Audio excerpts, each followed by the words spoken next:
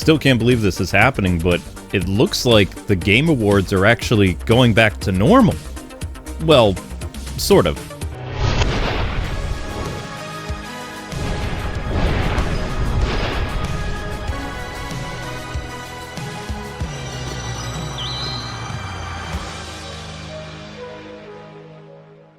It feels like we've been wandering around in the wilderness kind of blindfolded for 4 years. Games that have been nominated for Game of the Year haven't really earned it.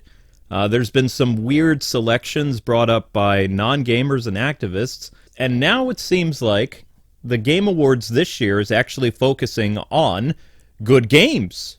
And the, we'll say, special cases or special needs games, those activist-driven ones, are in their own little category, which I think actually suits them very well. But they're not in the Game of the Year, which makes sense because most of their games this year, well, they sucked. But there's one particular nomination that has all gamers scratching their head, and that's Elden Ring's DLC. Now, why is DLC now considered a Game of the Year contender? So from my point of view, DLC doesn't belong as a Game of the Year option. And the reason why is it's add-on content. Like, the actual game came out a few years ago, and Elden Ring is phenomenal. Masterpiece game, don't get me wrong. But I don't think it belongs in this category. I thought they actually had a category for add-on details or something like that. Maybe they should make a DLC category for next year's Game Awards, because DLC, nah. Personally, I don't really have many issues with the nominations for Game of the Year, except I would remove the DLC one and place in probably Stellar Blade. Stellar Blade turned a lot of heads, both good and bad this year, and it got the industry talking about a lot of things. It was also the start of games going back to more what we would call normalcy, or at least what the normal way of doing things was in the game industry.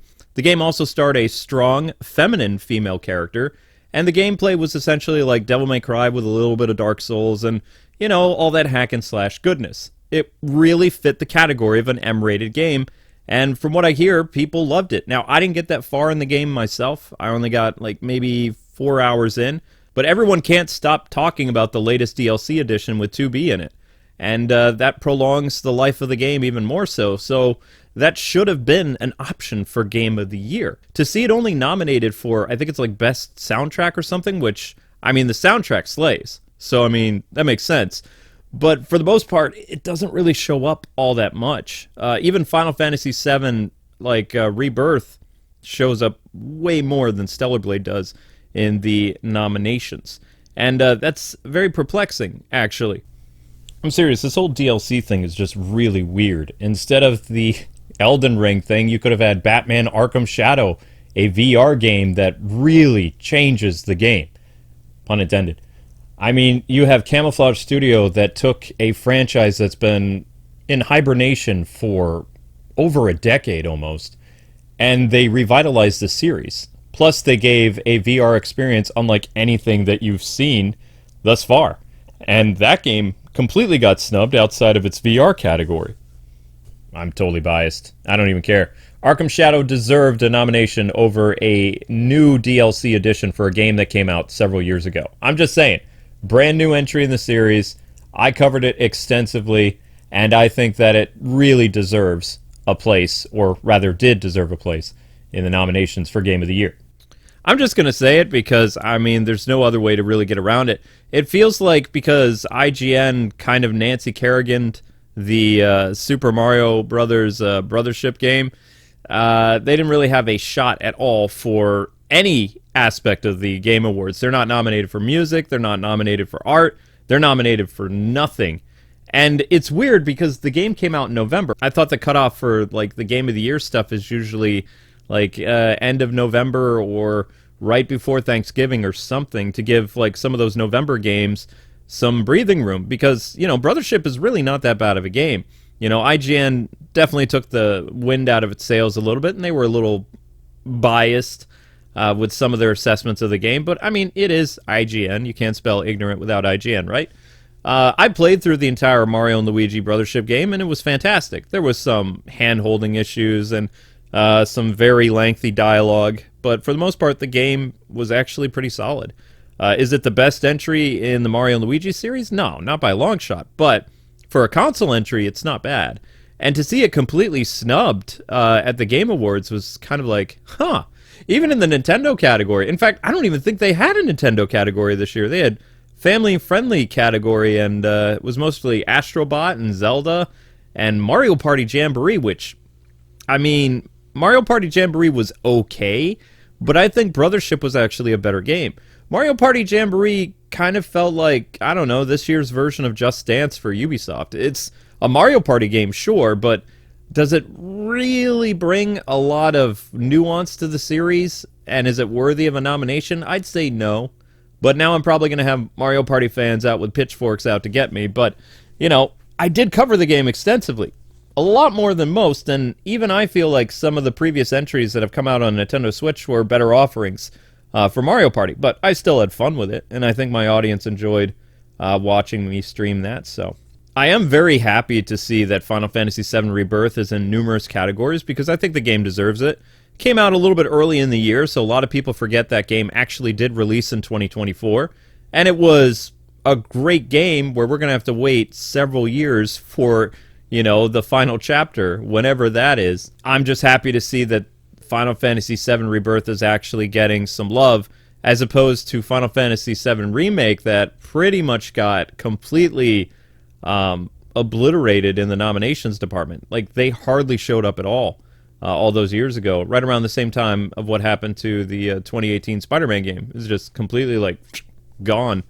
And that's crazy, but this time around, it looks like people are like, you know what? Final Fantasy VII Rebirth was a great entry. It was a lot of fun. You know, it had tons of additional content. It had lots of replay value. And it was a solid RPG, as well as it really brought the story in an interesting direction. So I'm thrilled that it gets a Game of the Year nomination. Now, I actually, I'm not going to tell you where I voted, but this year's Game of the Year nominations for, like, the top spot. And I can't really remember if I cast my vote with Astrobot, which was a blast, or if I went with Final Fantasy VII Rebirth. In my defense, I was completely exhausted. When, you know, I voted on my Twitter, like, back as soon as the voting thing started. And I can't remember. I'm pretty sure my wife voted for Astrobot, because Astrobot was one of those games that just really surprised a lot of people in a good way. It was a celebration game of PlayStation's 30th anniversary, and I think the game nailed it. Plus, they added additional content during the whole PlayStation... what do they call it? Not PlayStation Now. The PlayStation Direct. It'll come to me later. State of Play. There it is. So that was really cool that they added even more content to the game, as well as characters that weren't available when the game originally came out. So maybe they'll add even more characters down the road. Who knows?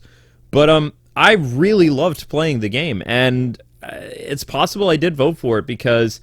I mean, it was like Mario Galaxy, but with PlayStation characters, and it was handled with respect, and every level, including the guest levels, was just a blast to play. It would have been nice to see more Castlevania representation, but it is what it is.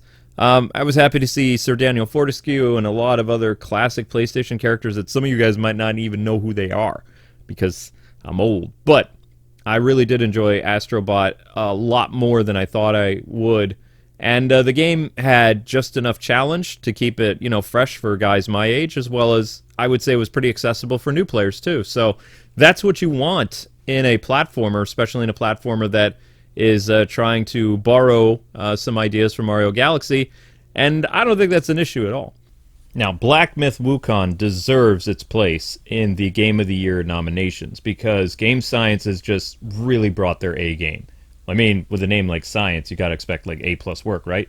Now, I personally have not got to spend a lot of time with the game itself, but the way that the game handles its artistry, along with like this really nice aesthetic, it just kind of feels like both Dragon Ball has mixed with Donkey Kong and like this modern ball, and it works perfectly. If you're a fan of Dark Souls and more of the Elden Ring stuff, I mean, Black Myth Wukong is the game for you, and more than deserves its place. In fact, it's even won a Golden Joystick Award. But the Elden Ring thing is definitely the biggest controversy involved with the whole Game Awards thing, and I mean, it's just silly. Elden Ring is, I mean, in its own category, but that would be like going forward now, every time that they do a Game of the Awards nominee, that they do DLC as an option for, the cream of the crop for the year.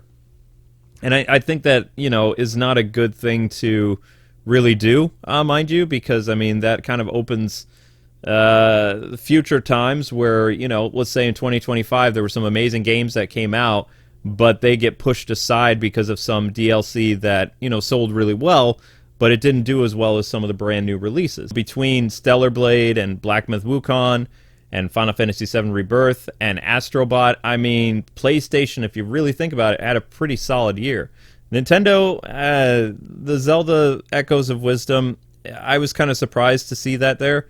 The game was fun, but without that Nintendo category, which is usually, I believe, a thing, like Best Nintendo Game, I don't think it really belongs in the family-friendly section. I think Mario Party does, and Mario Brothership would, and like Multiverses and some of that other stuff, but yeah. I was also surprised to see that Zenless Zone Zero made like Best Mobile Game, and I keep forgetting that it's also a mobile game, because I did play it on consoles this year, and it was fun. It's just our audience wasn't really receptive of it, and every time we played it, it just did worse and worse in streams. Plus, I was kind of buying too many waifus, so yeah, that caused a little rift in my own happy wedded bliss.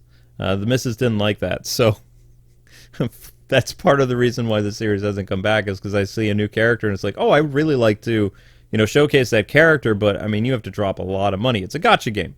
Whoever says it's not a gacha game, they're not being, really candid with you, because you are going to put a lot of money into that game, even if you save up your videotapes or whatever to purchase characters. It's could be an endless abyss for your wallet. You know what I mean?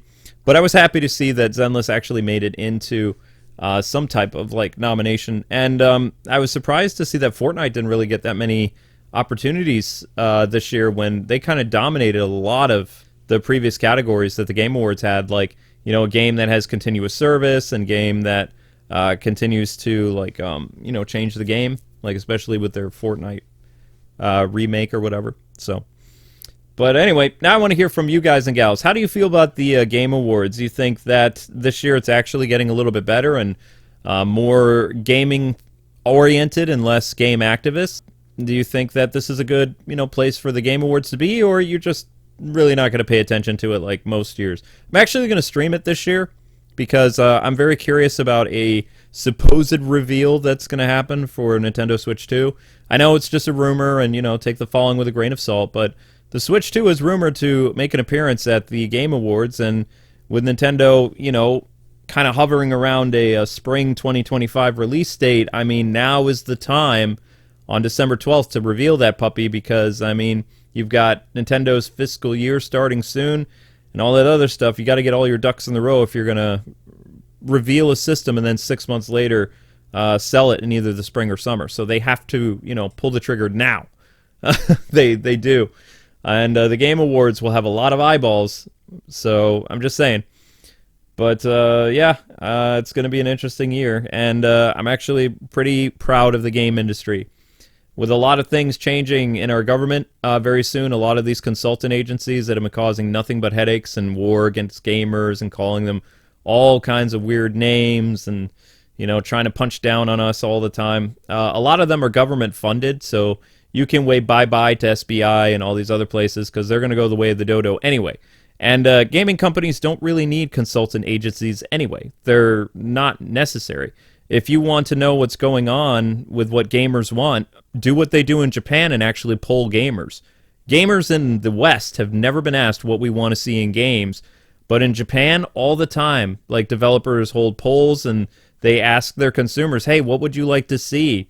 In the West, we have people representing us who aren't gamers. They're activists, and activists hate us. So, I mean, that was just a waste of time, resources, and basically gaming was almost put back into the medieval period, It was a really strange time, and it's always sad to see developers close their doors, but I think the future's bright for the game industry, especially with what I'm seeing with the Game Awards. We could bookmark this, and maybe the Game Awards is totally going to suck, but the fact that one of those freaky, weird, bizarre, terrible games like Concord and Dustborn and all that other stuff is not nominated for Game of the Year, I would say that the game industry and just gaming in general is healing.